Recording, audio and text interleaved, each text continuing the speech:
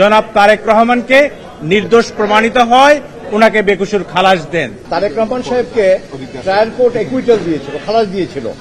ওই খালাসের এগেন্স্টে দুদক আবার হাইকোর্ট ডিভিশনে আপিল করলে পরে ওই গিয়াসউদ্দিন আল মামুন সাহেবের যে সাজা ওইটা বহাল রাখেন। আর তারেক রহমান সাহেবের একুইটালের এগেন্স্টে খালাসের বিরুদ্ধে যে আপিল, ওই আপিল মঞ্জুর করে ওনাকেও 7 বছর দেওয়া হয়। তার এগেন্স্টে আমরা অ্যাপেলেট ডিভিশনে আপিল করি এবং মাই ফ্রেন্ড মিস্টার জাকির উনি আমাদের পক্ষ থেকে মেনলি এই মামলায় ভূমিকা পালন করেন, শুনানি করেন। এবং আজকে অ্যাপেলেট ডিভিশনের full court presided by honourable chief justice, এবং উনি আমাদেরকে নির্দোষ সাব্যস্তে গিয়াসউদ্দিন আল মামুন সাহেবকে এই মামলায় খালাস দিয়েছেন। আর তারেক রহমান সাহেব যদিও এই মামলায় আপিল করতে পারেননি, আমরা আমাদের সুপ্রিম কোর্ট এবং ইন্ডিয়ান এবং পাকিস্তান সুপ্রিম কোর্টের বিভিন্ন জাজমেন্ট থেকে আমরা দেখিয়েছি যে যদি মামলা প্রিন্সিপাল অ্যাকিউজডের এগেনস্টে প্রমাণ না হয়, যদি মামলা দেখা যায় যে না এটা ইন্টেনশনালি করা হয়েছে হ্যারাসমেন্ট করার জন্য, হিউমিলিয়েশনের জন্য, এবং এই মামলা সাজা দেওয়ার মতো কোনো কিছু নাই, সেক্ষেত্রে কেউ যদি আপিল নাও করে কোর্ট ইচ্ছা করলে তাকেও এই খালাসের যে বেনিফিট এটা তাকেও দিতে পারেন। এইভাবে আমাদের প্রেয়ার ছিল এবং বিভিন্ন সাইটেশন আমরা যখন দেখিয়েছি, অনারেবল চিফ জাস্টিস সাহেব এবং বেঞ্চে যে সমস্ত মাননীয় বিচারপতি মহোদয় ছিলেন তারা আমাদের এই কন্টেনশনটা অ্যাকসেপ্ট করেছেন এবং তারেক রহমান সাহেবও এই রায়ের বেনিফিট পাবেন। অর্থাৎ আমরা বলতে পারি যে উনিও এই মামলায় নির্দোষ সাব্যস্তে খালাস হয়েছেন। বাকিটুকু আমার ফ্রেন্ড বলবেন। হ্যাঁ, পুরো ব্যাকগ্রাউন্ড। আপনারা জানেন যে 2009 সালের 26শে অক্টোবর এই মামলাটা দুদক দাখিল করে। জনাব তারেক রহমানের বিরুদ্ধে অভিযোগ ছিল যে উনি একটা ক্রেডিট কার্ড থেকে উনি বিদেশে চিকিৎসার জন্য কিছু টাকা খরচ করেছেন। এই অভিযোগের ভিত্তিতেই উনার বিরুদ্ধে এই মামলা দায়ের হয় এবং পরবর্তীতে চার্জশিট হয়। 13 জন সাক্ষীর সাক্ষ্য গ্রহণ করে ট্রায়াল কোর্ট। সেখানে আমেরিকা থেকে FBI এজেন্ট ডেব্রাকে নিয়ে আসা হয় সাক্ষী দেওয়ার জন্য।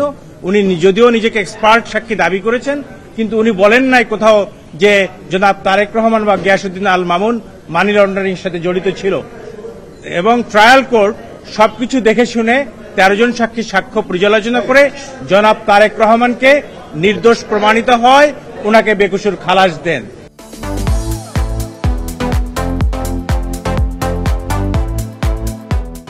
কিন্তু রাজনৈতিক প্রতিহিংসার কারণে তৎকালীন দুদক, এই ইন্ডিপেন্ডেন্ট সংস্থা, ওনারা হাইকোর্ট ডিভিশনে অ্যাপিল করে এবং অ্যাপিলে গিয়ে এই মামলার শুনানি হয় এবং 130 পৃষ্ঠার যে বিশাল জাজমেন্ট হাইকোর্ট ডিভিশন দেয় সেটা মূলত ছিল একটা একাডেমিক জাজমেন্ট।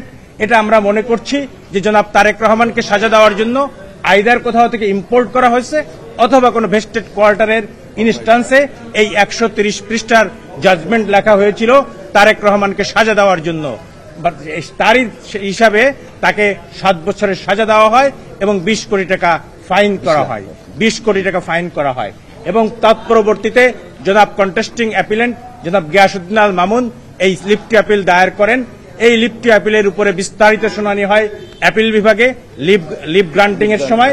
তখন শুনানি আনতে হাইকোর্ট অ্যাপিলেট ডিভিশন দেখতে পান যে এই মামলায় কোনো সাবস্টেন্স নাই। এই দুদক যে মামলাটা করেছে এই মামলাটা দুদকের করার কোনো অথরিটি নাই এবং আইনগতভাবে এবং অচল। 2002 সালের একটা রিপিল্ড আইনে এই মামলাটা করা হয়েছিল এবং তারেক রহমান সাহেবের বিরুদ্ধে কোনো অভিযোগই নাই।